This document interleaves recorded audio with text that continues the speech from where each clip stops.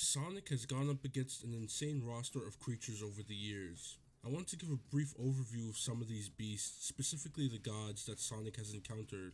Let's see what we can gather from taking a look at them. Let me define my criteria for what a god is in Sonic's world. They must meet two or all of these things: create and or sustain entire worlds in life, cause planetary destruction, doesn't need eternal power-up items to achieve its power, and or can exist at any point in time or space. That leaves me with about 6 beings. Illumina from Sonic Shuffle, as she's literally a goddess of another world. Solaris was the goddess of time, and its power speaks for itself. Dark and Light Gaia were both awoken prematurely, but their power dictates the fate of the world. The Time Eater was a primordial being.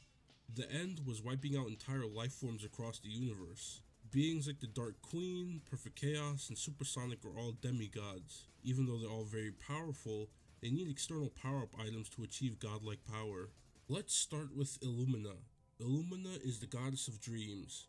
She's the creator of the Precious Stone, the essence of a place called Imaginary World. This place is the manifestation of the dreams of many different beings throughout many different dimensions. Illumina guards the Precious Stone in the Temple of Light at the center of the dream world.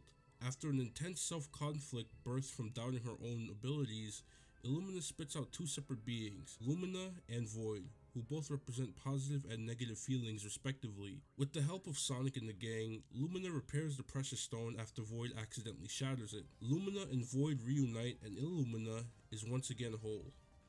Right off the bat, we can get a sense of how powerful Illumina is. She created a place that stores the dreams of many people throughout many different dimensions and can influence the type of dreams people have depending on her emotional stability. The extent of Illumina's power doesn't seem to be finite. I wonder if she can also influence a person's daydreams too. Is she able to give people the power to turn their dreams into reality? I wonder what she could do if she had the Chaos Emeralds. I feel like Illumina's power is already incredible, and when you start speculating on what else she can create, she could very well be more powerful than Solaris in my opinion. I completely forgot about another god as I was going through the list. Black Doom, he absolutely counts as one. He's the creator of all life in his alien race. He was also suppressing his power the entire time, as Devil Doom is his real form. He's not as strong as, say, Dark Gaia, but Devil Doom was a powerful being, and any being that straight up creates an entire race of life is a god. Sonic in his super form would have had a harder time beating Devil Doom than Shadow did, but he still would have handled the alien.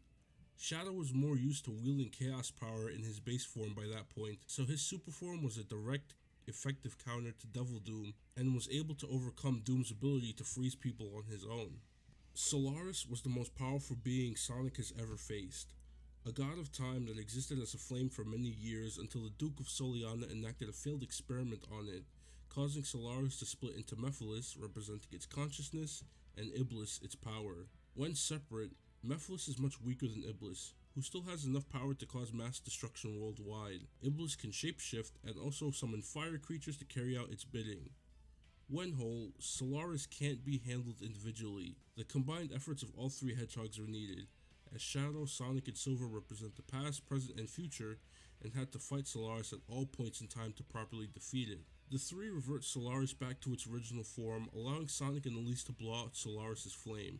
I personally think that it's insane that they were able to just beat the shit out of the God of Time and then erase it from existence. They didn't neutralize it like Chaos, or confine it like Sonic did Eraser Jin, or beat it up enough for another deity to take over like Dark Gaia.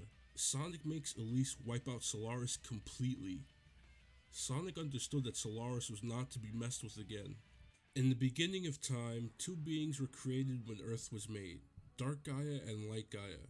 Every few million years, Dark Gaia awakens from inside the Earth's core, ready to destroy the world once it's reached full power. Soon after, Light Gaia awakens and puts the world back together. Light Gaia puts Dark Gaia to sleep, and the cycle repeats. The last time of awakening was said to be so catastrophic that it was eventually recorded in the Gaia manuscripts.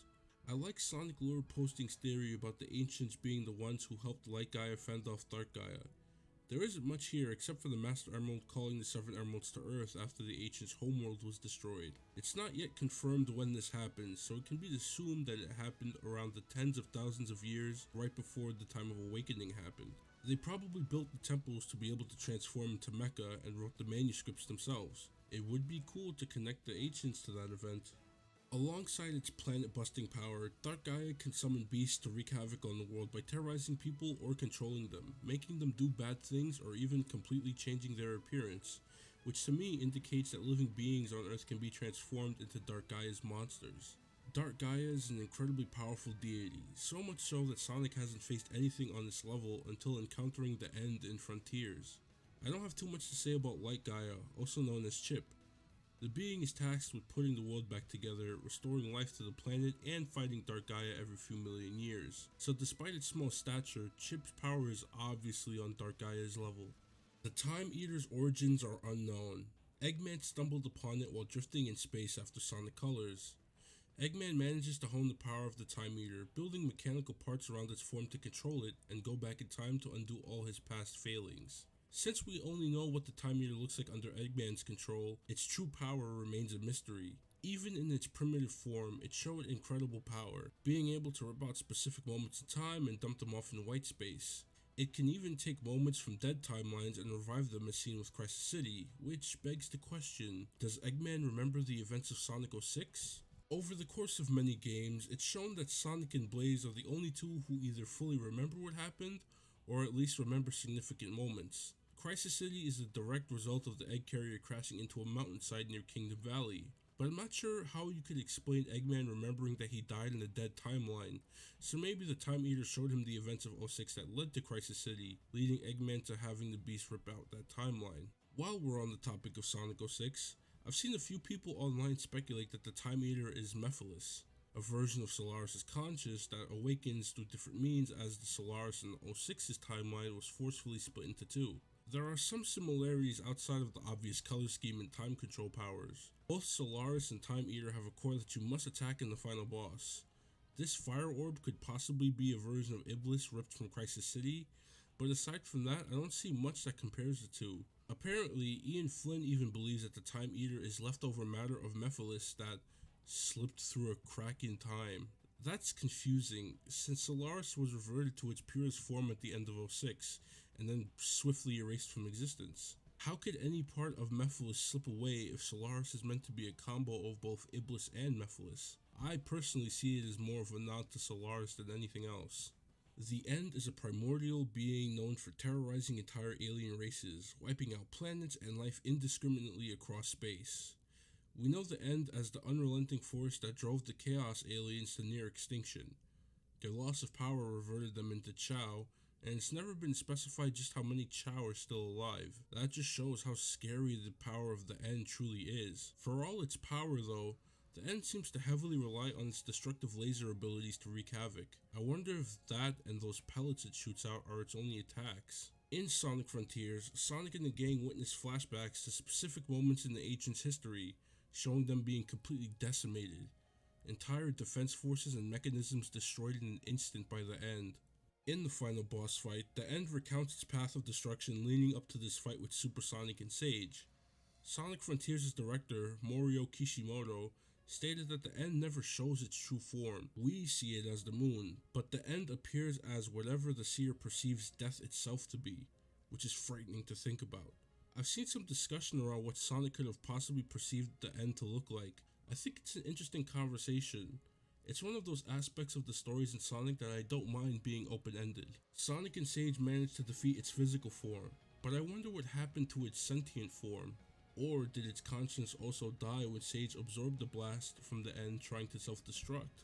There isn't much known about the End outside from the Ancients at some point containing it on Earth. I love the idea of a Grim Reaper in Sonic's universe, and I honestly hope this isn't the last we see of the End. It seems like they're getting ready to tell some kind of overarching plot in future Sonic games if Frontiers is anything to go by. The End making a grand return in a new form would be peak fiction, as the kids say. That concludes my brief overview of the gods in Sonic's universe. Did I forget anything? What are some more things we can pick apart from these powerful beings? I'm interested in any theories or headcanons you may have, so drop a comment below. Let me know what you think. Shout out to you for watching. I'm out. Peace.